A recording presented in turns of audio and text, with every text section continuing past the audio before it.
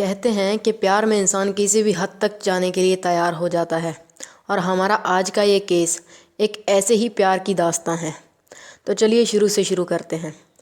हमारे आज के इस केस का मेन कैरेक्टर है कार्ल टांजलर। कार्ल का जन्म सन 1877 में जर्मनी में हुआ था। उसका बचपन अच्छा खासा बीता था। उसका अच्छा खासा परिवार था।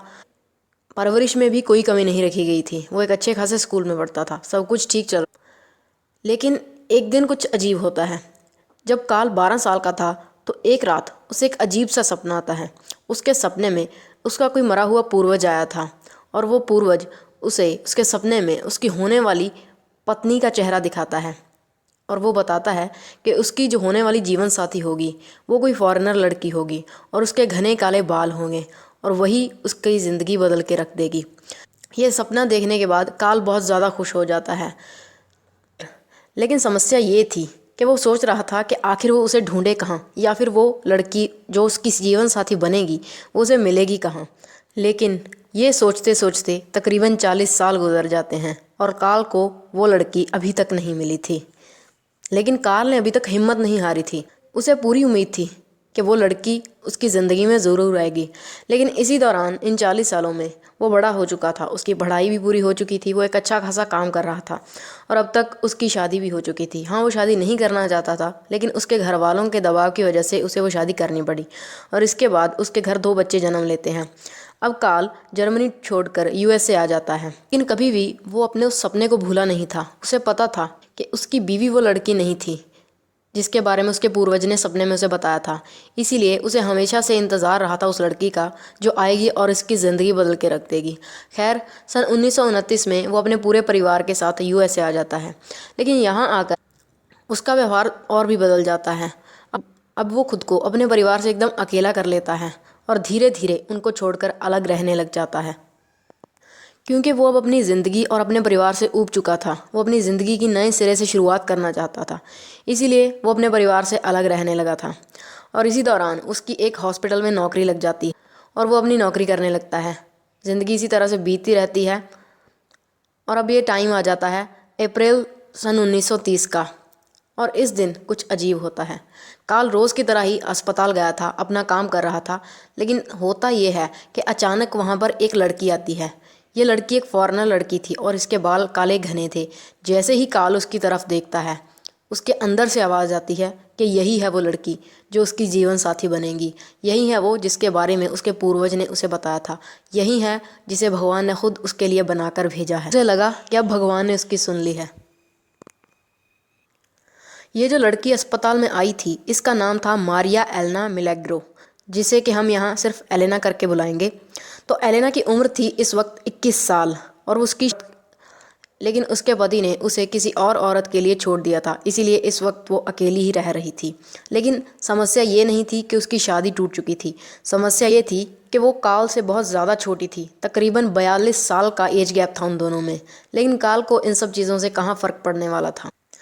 खैर, एलेना उस दिन हॉस्पिटल में अपना चेकअप करवाने के लिए आई थी और जब डॉक्टर उसका चेकअप करते हैं तो उन्हें ये पता चलता है कि दरअसल एलेना को टीबी है। और ये सुनने के बाद और जैसे ही ये बात कार्ल को पता चलती है, उसका तो दिल ही टूट जाता है। उसने सोचा था कि वो अब अपनी आगे की ज़िंदगी एलेना के साथ बिताएगा, लेकिन एलेना को तो ऐसी जानलेवा बीमारी थी। अब टीबी, आज के टाइम में भी टीबी की वजह से लाखों लोग हर साल अपनी जानें गंवाते हैं। और ये तो फिर भी 1930 का समय था, तो उस वक्त तो टीबी और भी ज़्यादा ख़राब हुआ करते थे। लेकिन कार्ल ने हिम्मत नहीं हारी। उसने सोचा भगवान को कि अगर भगवान को यही मंजूर है तो यही सही। उसने सोचा कि क्या हुआ अगर टीबी का इलाज नहीं है, तो वो खुद एक डॉक्टर है। वो खुद इस टीबी का इलाज ढूंढेगा और अपनी एलेना को ठीक करेगा और अपनी बाकी की पूरी ज़िंदगी उसके साथ बिताएगा। इसके बाद वो एलेना के पास जाता है, धीरे धीरे बातें करके उसका विश्वास जीत लेता है और आखिरकार उससे ये इजाज़त ले लेता है कि वही उसका इलाज करेगा, वो भी उसके घर पे। अब हर रोज़ वो उसके घर पे जाता था, उसे दवाई देता था और इसके साथ ही वो अपने एक्सपेरिमेंट भी करता था ताकि वो किसी ऐसी दवाई की खोज कर सके जिससे वो एलेना को एकदम ठीक कर सके। वो मेहनत की थी कि वो शायद कभी ना कभी तो इस काम में कामयाब हो ही जाएगा। बहुत शिद्दत से उसने ये काम किया था, लेकिन कोई फ़ायदा नहीं हुआ और आखिरकार अक्टूबर सन 1931 को एलेना की मौत हो गई। अब उसकी मौत के बाद तो कार्ल एकदम टूट चुका था, बिखर चुका था। उसने सोचा था कि जिस लड़की के लिए उसने 40 सालों तक इंतज़ार किया वो उसे छोड़कर चली गई थी। अब उसका क्या होगा। खैर, इसके बाद वो एलेना के माता पिता को कुछ पैसे देता है ताकि वो एलेना का अंतिम संस्कार अच्छे से कर दें। उसके घर वालों को भी कुछ अजीब नहीं लगता। उन्हें लगा कि शायद ये डॉक्टर इतने समय से एलेना का इलाज कर रहा था तो शायद इससे उससे लगाव हो गया होगा और अब उसकी मौत का इसे बहुत ज़्यादा धक्का लगा है। खैर, वो ये पैसे ले लेते हैं और एलेना को एक जगह दफना दिया जाता है। लेकिन काल का पागलपन यहीं पर ख़त्म नहीं हो जाता। अब एलेना तो मर चुकी थी, लेकिन फिर भी वो हर रात एलेना की मौत के बाद उसकी कब्र के पास जाता रहा। वहाँ वो घंटों तक बैठा रहता, उससे ऐसे बातें करता जैसे कि वो जिंदा हो, और फिर वहाँ से वापस आ जाता। आखिरकार एक दिन उसने वहाँ जाना बंद कर दिया। एलेना के घर वालों को भी लगा कि शायद अब वो उसकी मौत से उभर चुका है, इसीलिए वो नहीं आ रहा। लेकिन क्या वाकई में ऐसा था? जी नहीं। दरअसल बात ये थी, काल एलेना की लाश को उठाकर उसकी कब्र से अपने घर ले आया था और उसे अपने साथ रख रहा था, और इसीलिए अब उसे वहाँ जाने की कोई ज़रूरत ही नहीं थी। समय आ चुका था अक्टूबर सन 1933 का। अब एलेना को मरे हुए तकरीबन 18 महीने हो चुके थे और उसकी लाश की हालत बहुत ही ज़्यादा ख़राब थी। वो पूरी तरह से गल सड़ चुकी, थोड़ा बहुत हिस्सा ही बाकी था उसके शरीर का, बाकी तो सब सड़ चुका था। उसकी लाश को उसने एक इंसान की शक्ल देने के लिए इसके लिए मोम का इस्तेमाल किया, इसके लिए उसने तारों का इस्तेमाल किया और ना जाने और क्या कुछ लगाकर उसकी लाश पर उसे एक ज़िंदा इंसान की तरह दिखाने की कोशिश की। यहाँ तक कि उसकी आंखें निकालकर वहाँ पर भी उसने कांच की नकली आंखें लगा दी थी। बहुत सारा परफ्यूम लगाकर उसने उसकी बदबू को भी रोकने की कोशिश करी थी। और फाइनली उसने एलेना को एक लाश से एक ज़िंदा दिखने वाली लड़की के रूप में तैयार कर लिया था। आज वो पहली बार बहुत खुश था क्योंकि उसे उसका प्यार मिल चुका था, जिसके लिए उसने इतने सालों तक इंतज़ार किया था। फिर इसके बाद वो एलेना की लाश के साथ वो एक काम करता जो जैसे कि एक ज़िंदा इंसान के साथ किया जाता है। वो उसके साथ खाना खाता, उसे डिनर टेबल पे साथ बिठाकर उसके साथ सोता, यहाँ तक कि उसके साथ डांस भी करता। और इसी तरीके से 7 साल बीत जाते हैं और एलेना को मरे हुए अब 9 साल हो चुके थे। लेकिन अब तक उसे ये समझ आ गया था कि वो इस लाश को ऐसे तो संभाल कर नहीं रख सकता, क्योंकि इस सब में बहुत ज़्यादा मेहनत लगती थी।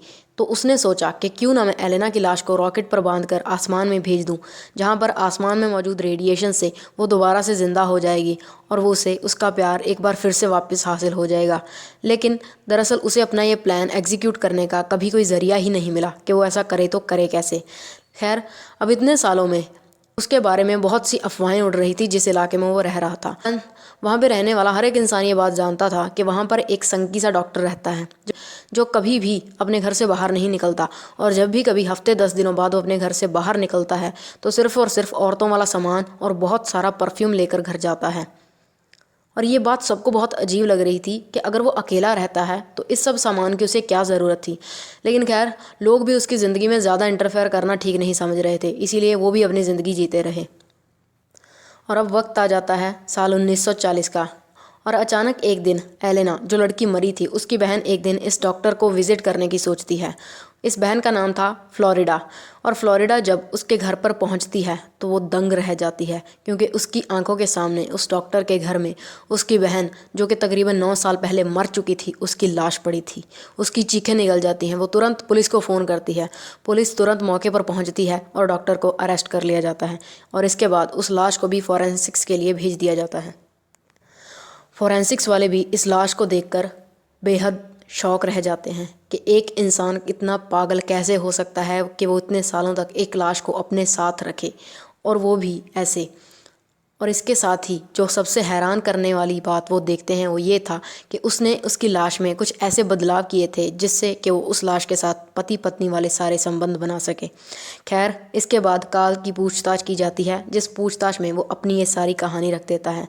और इसके बाद सोचा तो ये गया था कि शायद अब काल के खिलाफ मुकदमा चलेगा और उसे जेल होगी, लेकिन ऐसा नहीं होता, क्योंकि बात ये थी कि काल ने जो जुर्म किया था अब उसका स्टैचू ऑफ लिमिटेशन ख़त्म हो चुका था। मतलब उस जुर्म के लिए उसके खिलाफ मुकदमा चलाने का जो समय था वो ख़त्म हो चुका था, क्योंकि तकरीबन 9-10 साल पहले उसने ये काम किया था। इसके लिए अब उस पर केस नहीं किया जा सकता था, और पुलिस उसके खिलाफ सारे केस ड्रॉप कर देती है और उसे छोड़ दिया जाता है। लेकिन देखते ही देखते ये खबर मीडिया हाईलाइट बन जाती है। हर इंसान की ज़ुबान पर, हर अखबार की हेडलाइंस पर यही एक खबर थी हर कोई इंसान डॉक्टर के इस प्यार की बात कर रहा था, उसके इस प्यार की कहानी की बात कर रहा था।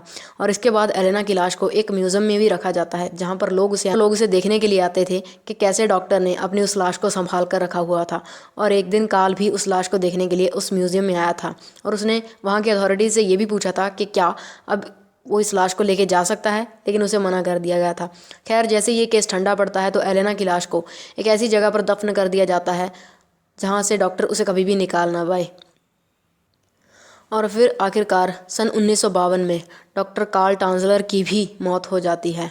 और जब उनकी मौत हुई तो उनकी लाश के पास से एक बड़ी सी डॉल पुलिस को हासिल हुई थी। शायद वो अभी तक एलेना को भूल नहीं पाए थे, इसीलिए उन्होंने उसकी लाश की जगह एक डॉल को अपने पास रखा हुआ था। तो ये थी आज की कहानी। कैसी लगी आपको प्यार की अनोखी कहानी? अगर अच्छी लगी तो हमारी बाकी वीडियोस को भी ज़रूर चेक कीजिएगा। फिर मिलेंगे।